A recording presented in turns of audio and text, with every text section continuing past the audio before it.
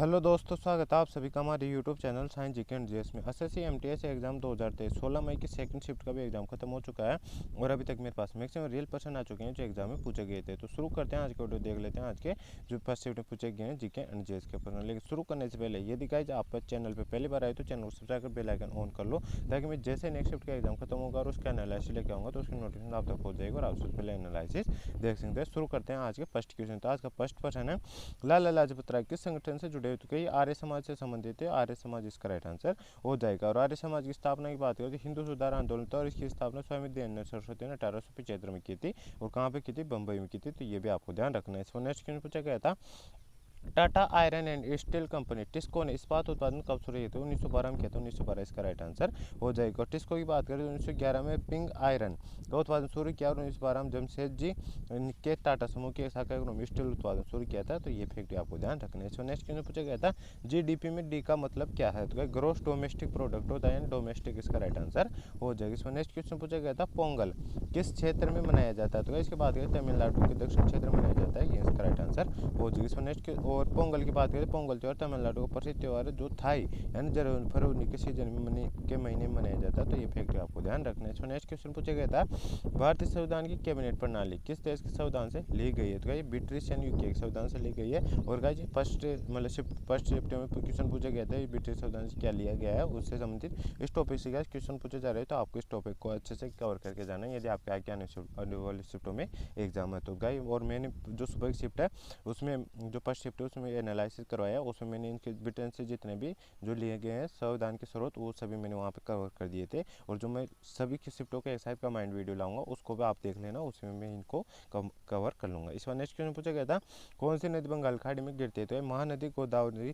कृष्णा, कावेरी, सोनरेखा, ब्रह्मपुत्र, बैतरणी, गंगा और ब्राह्मणी, ये सभी बंगाल खाड़ी में गिरती है। तो इनमें से एक ऑप्शन में आया था तो वो अपना राइट आंसर हो जाएगा। इस बार नेक्स्ट क्वेश्चन पूछा गया था, किसी सभा संसद समिति या कार्यकारिणी की बैठक में लिए न्यूनतम आवश्यक सदस्यों की संख्या को क्या कहते हैं? मतलब बैठक के लिए जो आवश्यक न्यूनतम सदस्य रहते हैं ना उनको क्या कहा जाता है? उसे गणपूर्ति कोरम कहा जाता है। तो कोरम इसका राइट आंसर हो जाएगा। लोकसभा एवं राज्यसभा में गणपूर्ति कोरम की संख्या की बात करें तो कुल सदस्य संख्याओं का कितना होता है? तो 1/10 होता है। तो ये फैक्ट आपको ध्यान रखना है। इस पर नेक्स्ट क्वेश्चन पूछा गया था, किस फाइबर गोल्डन फाइबर के रूप में जाना जाता है? तो जूट को जाना जाता है। जूट इसका राइट आंसर हो जाए। जूट को सुनहरे रेशा या गोल्डन फाइबर कहा जाता है क्योंकि यह सबसे सस्ता और प्राकृतिक रेशा है। और गाइस सर्वाधिक जूट का उत्पादन किस राज्य में होता है? पश्चिम बंगाल में होता है। तो ये फैक्ट आपको ध्यान रखना है। नेक्स्ट क्वेश्चन पूछा गया था, पंचतंत्र पुस्तक के लेखक कौन थे? विष्णु शर्मा। विष्णु शर्मा इसका राइट आंसर हो जाएगी। इस पर नेक्स्ट क्वेश्चन पूछा गया था, किस विभाग द्वारा वन हेल्थ पायलट लॉन्च किया गया है? तो गाइस इसका राइट आंसर के बाद कर्नाटक के बेंगलुरु में किया गया है। तो कर्नाटक बेंगलुरु इसका राइट आंसर हो जाएगा। और किसके बाद है? पशुपालन और डेयरी विभाग द्वारा किया गया है।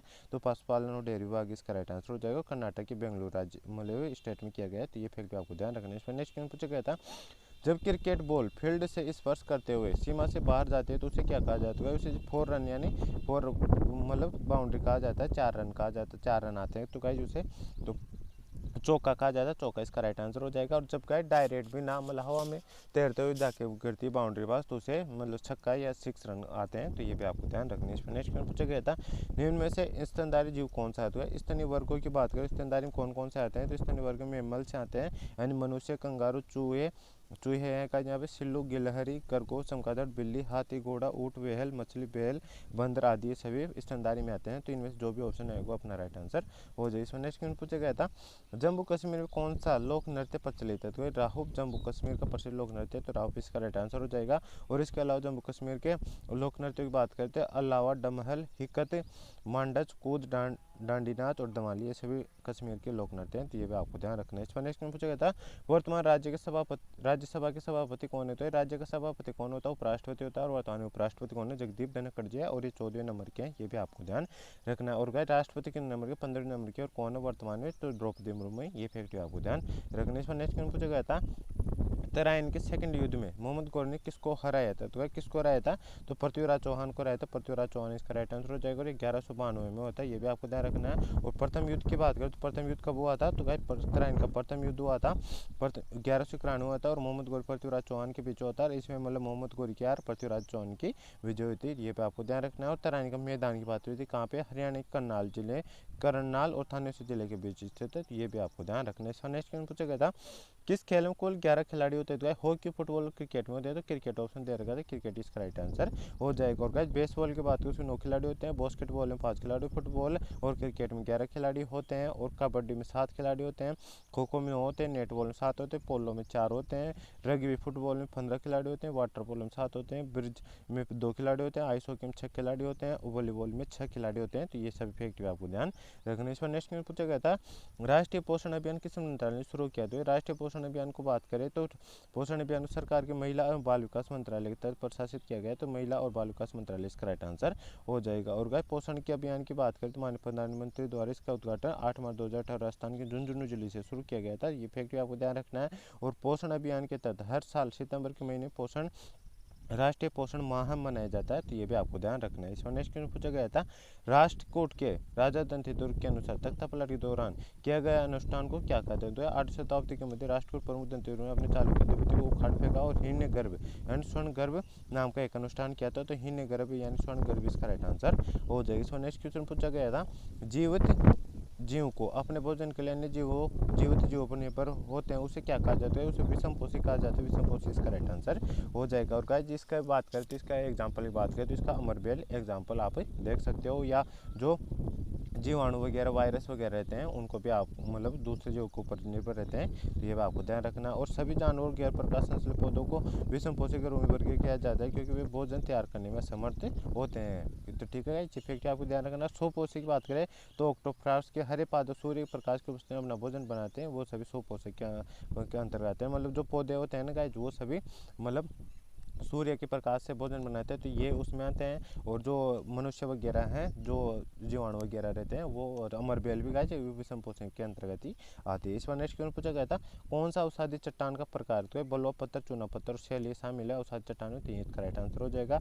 और शैलों की बात करें जैसे द्वितीयक चट्टान भी कहा जाता है, जैसे बलुआ पत्थर, चूना पत्थर आते हैं। इसमें आग्नेय शैल की बात करें जैसे मेग्मा लावा की जमने से आग्नेय चट्टान निर्माण होता है, और ग्रेनाइट बेसाल्ट चट्टान इसके अंतर्गत आती है। तो इस बार नेक्स्ट क्वेश्चन है जैन धर्म के अंतिम तीर्थंकर कौन थे? तो भगवान महावीर जैन धर्म के 24वें और अंतिम तीर्थंकर थे। तो भगवान महावीर इसका राइट आंसर हो जाएगा। उनके जन्म की बात करें वैशाली के राज्य क्षत्रिय कुंडलपुर में हुआ था, और मोक्ष स्थान यानी मृत्यु कहाँ पर हुई थी? पावापुरी जिला नालंदा बिहार में इनकी मृत्यु हुई थी।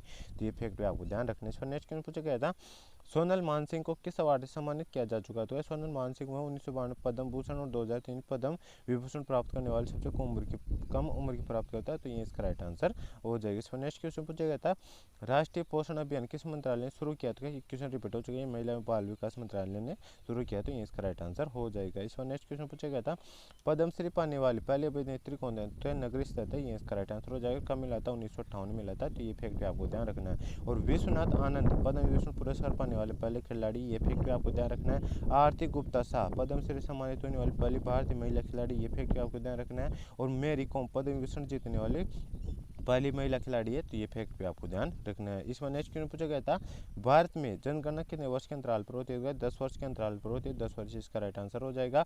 और गाइस इसकी बात करें प्रथम जनगणना लॉर्ड मेयो के काल में 1872 में प्रारंभ हुई थी, जबकि लॉर्ड लिपन के समय नियमित जनगणना 1881 में शुरू हुई थी। तो ये फैक्ट भी आपको ध्यान रखना है। तो गाइस ये था आज का सेकंड शिफ्ट का full paper analysis. I hope आपको वीडियो पसंद आई। वीडियो पसंद आए तो वीडियो को लाइक करें, चैनल पहली बार चैनल को सब्सक्राइब कर बेल आइकन ऑन कर ले। और गाइस यदि आपको इसका पीडीएफ चाहिए तो मैंने डिस्क्रिप्शन टेलीग्राम चैनल का लिंक दे रखा, आप उसको ज्वाइन कर लीजिए, उस पर आपको इसका पीडीएफ भी मिल जाएगा। तो गाइस मिलते हैं नेक्स्ट वीडियो में, तब तक के लिए जय हिंद जय भारत। चैनल पर नहीं हो तो चैनल को सब्सक्राइब कर बेल आइकन ऑन कर ले। मिलते हैं नेक्स्ट वीडियो में, तब तक के लिए जय हिंद जय भारत।